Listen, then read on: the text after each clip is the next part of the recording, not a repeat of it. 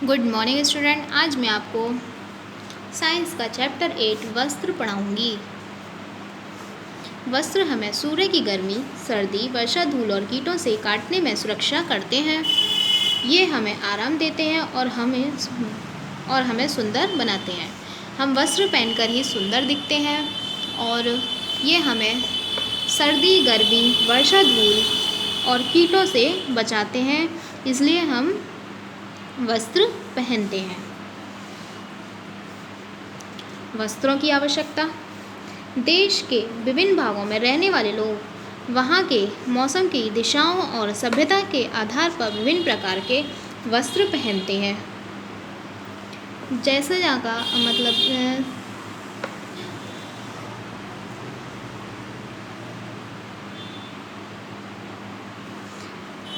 जैसे जहाँ के लोग होते हैं वहाँ पर वैसे ही वस्त्र पहने जाते हैं। जैसे पंजाब है, पंजाब में अब जो पंजाबी लोग होते हैं वो सूट पहनते हैं और फॉरेन के लोग स्कर्ट वगैरह जो पहनते हैं, जीन्स, स्कर्ट, ऐसी चीज़ें पहनते हैं।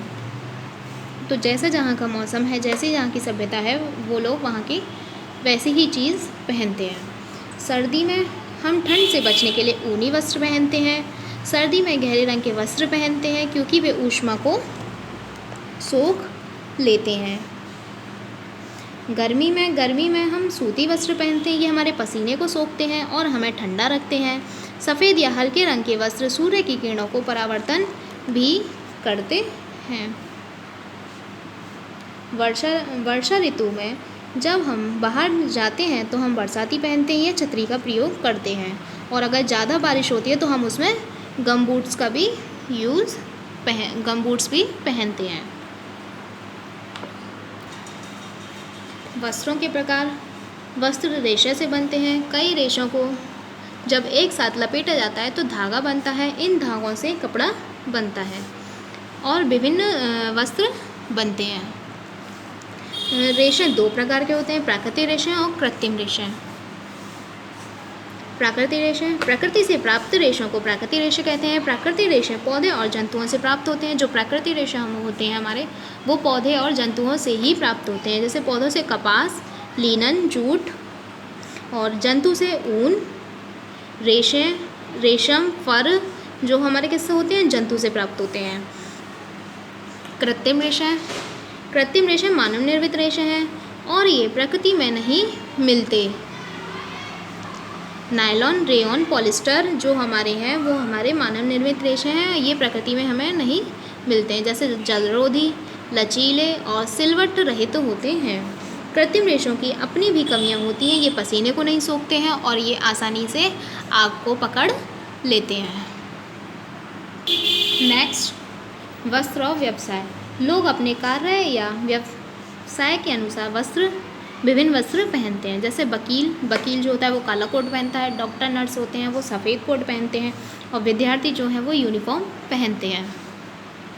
समुद्र में गहरा गोता लगाने वाले गोताखोर जलरोधी सूट पहनते हैं।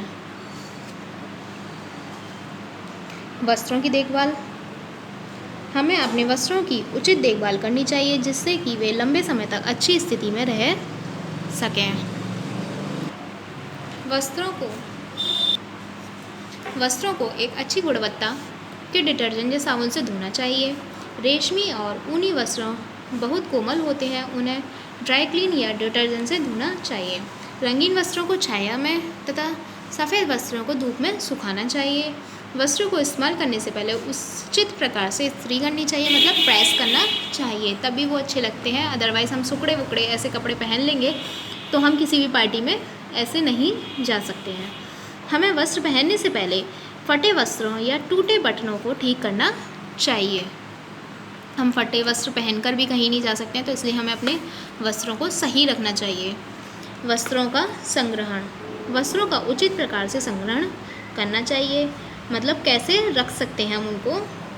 वस्त्रों को कपूर की गोलियां या सूखे नीम की पत्तियां रखकर पैक करना चाहिए। पैक किए जाने से पहले वस्त्रों को ड्राई क्लीन करना चाहिए। रेशमी और ऊनी वस्त्रों का विशेष देखभाल के साथ संग्रहण करना चाहिए क्योंकि उसमें कीट पलते हैं। Read this whole chapter. Thank you.